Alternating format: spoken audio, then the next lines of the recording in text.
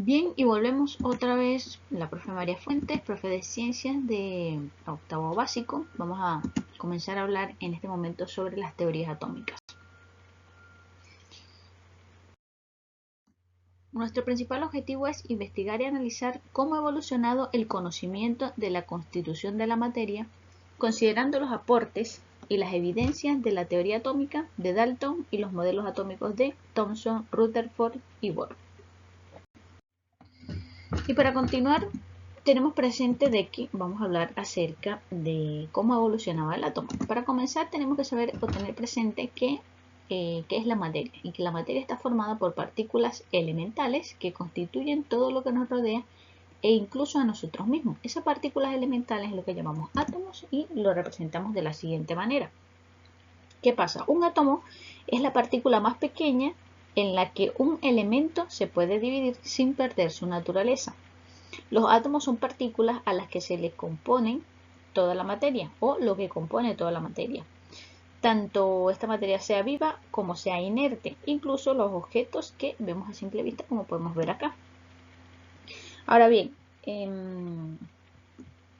si observamos al microscopio de efecto túnel, construiría unas imágenes atómicas de la superficie de algunos materiales. Lo mismo pasaría si viéramos a través de un microscopio óptico, si veríamos algún tejido vegetal.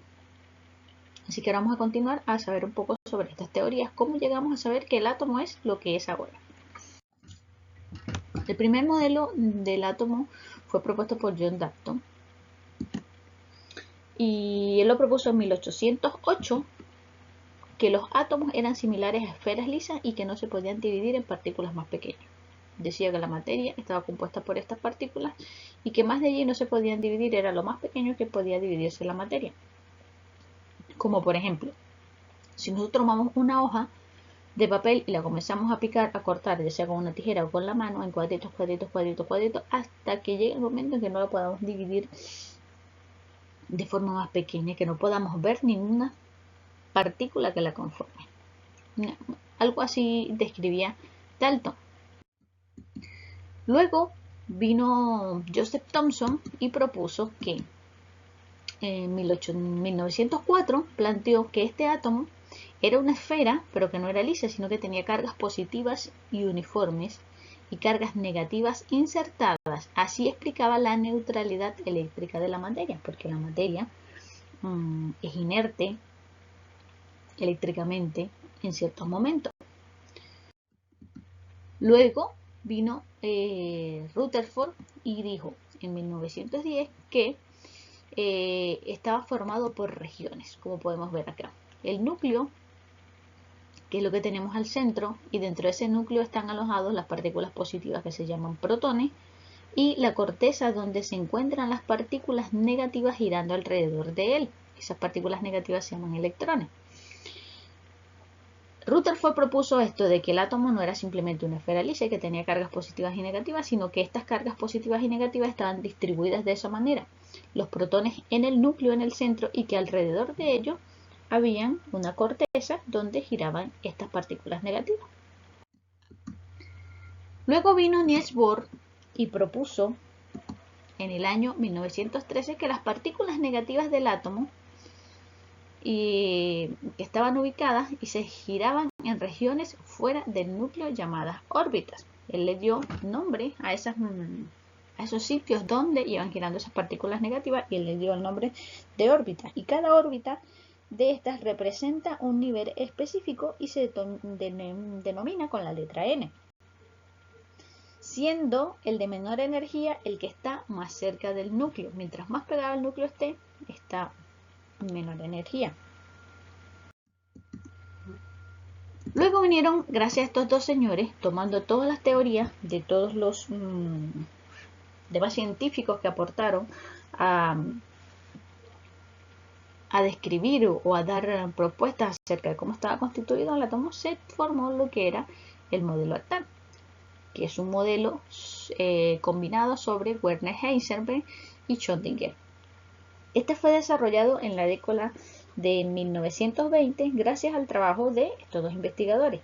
Según este modelo, las partículas negativas giran alrededor del núcleo, como hemos venido viendo, y en zonas de probabilidad llamadas orbitales. Quiere decir que dentro de estas órbitas habían orbitales que son los que vemos del lado izquierdo.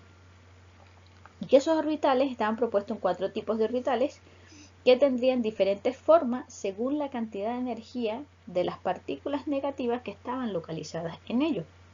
Cada uno de estos orbitales representa una especie de habitación, una especie de apartado donde se pueden ubicar cierta cantidad de electrones.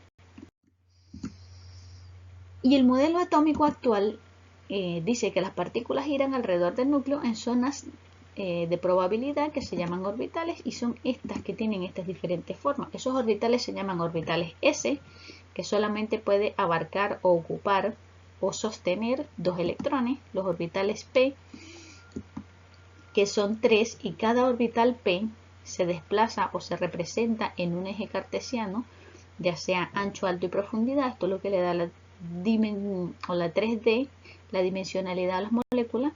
Y el orbital P puede recibir hasta 6 electrones, 2 electrones en cada orbital, 2 en el PX, 2 en el Y y 2 en el Y, en el Z. El orbital D tiene una forma muy particular. Este orbital D puede abarcar o recibir 10 electrones, que lo vamos a ver más adelante bien descrito en una clase con algunos ejercicios. Y el orbital F tiene esta forma bastante particular. Profe, pero esto no lo comprendo. Bueno, esto lo vamos a ir profundizando a medida que vayamos avanzando en el contenido. Lo importante es saber que estas partículas, los electrones, giran alrededor de un núcleo en ciertas formas dependiendo de la zona que ubiquen y dependiendo del orbital que ocupen.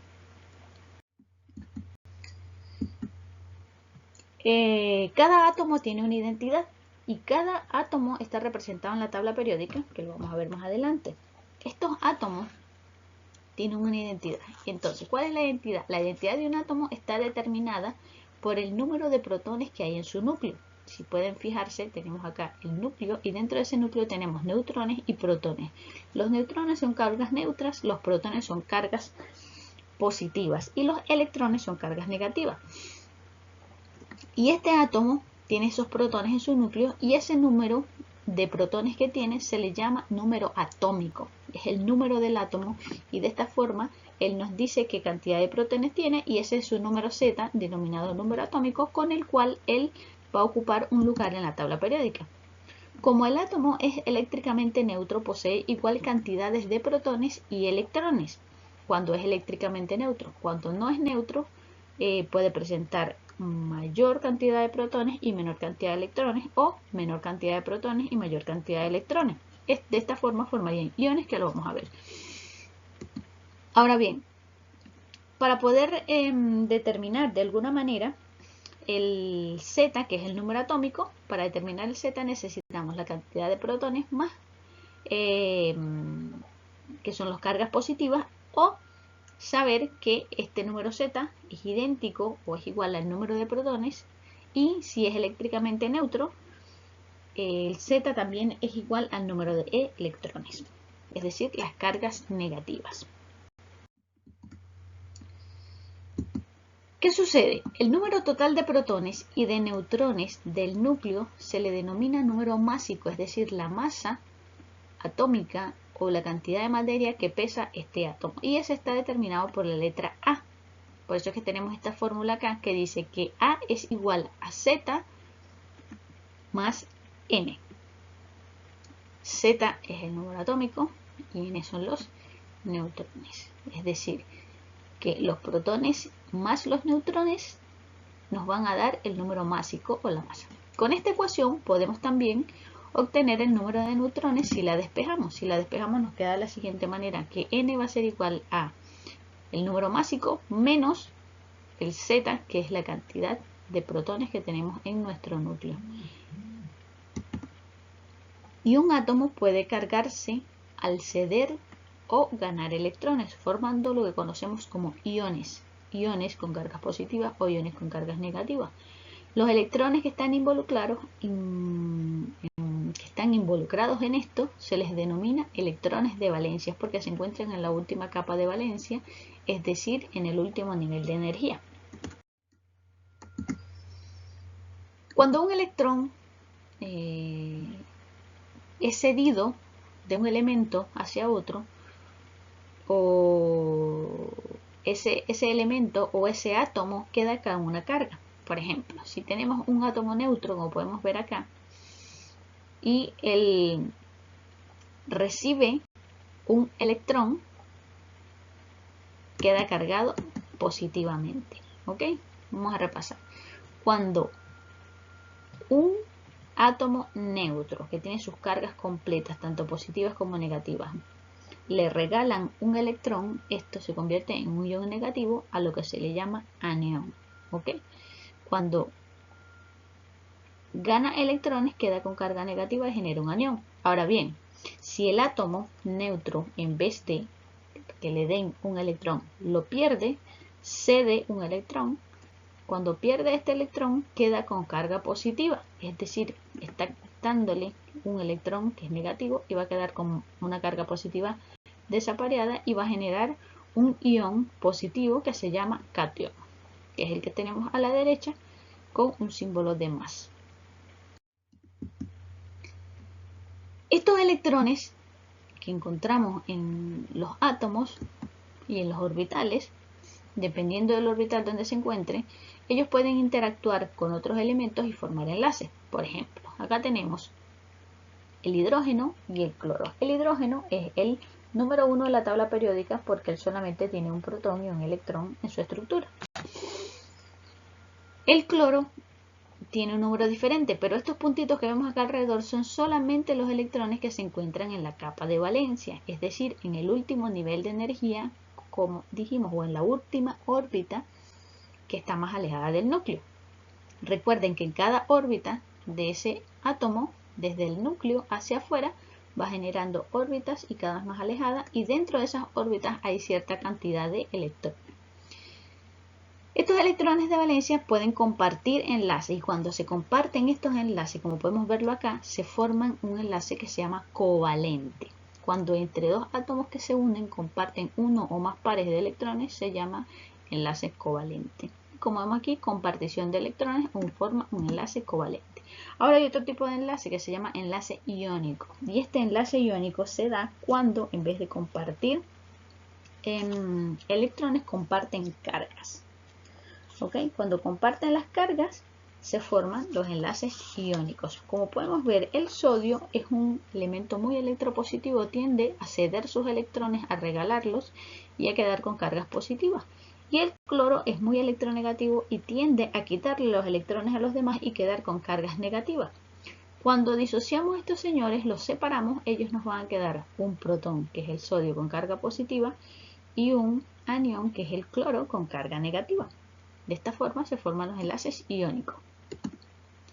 A su vez tenemos otros tipos de enlaces que son enlaces covalentes, pero dentro del sistema de química orgánica, que son solamente enlaces entre carbonos que se forman enlaces simples, como podemos ver acá que está más a la izquierda, ese enlace simple saturado. El carbono tiene una particularidad que puede formar 4 enlaces. Puede incluso formar enlaces con él mismo, y es donde se forman enlaces dobles o enlaces triples, pero estos enlaces dobles, triples y simples todos son enlaces covalentes, es decir, son enlaces compartidos con su compañero, ya sea hidrógeno, ya sea carbono, ya sea oxígenos u otro elemento. No se combina con todos los elementos, pero sí genera una gran cantidad de compuestos que nos generan otros elementos en la tabla periódica. Y por último, vamos a realizar la actividad. ¿Cuál es la actividad? En el cuaderno de trabajo, en el cuadernillo de trabajo de ciencias, van a ir a la página 98 y van a realizar la actividad que se encuentra allí. Los espero en la próxima clase, chicos, para poder resolver la actividad. Vean el video, estudien un poquito y nos vemos en la clase para resolver la actividad, si es que se da el caso que no lo han hecho antes. Saludos, se les quiere, nos vemos pronto.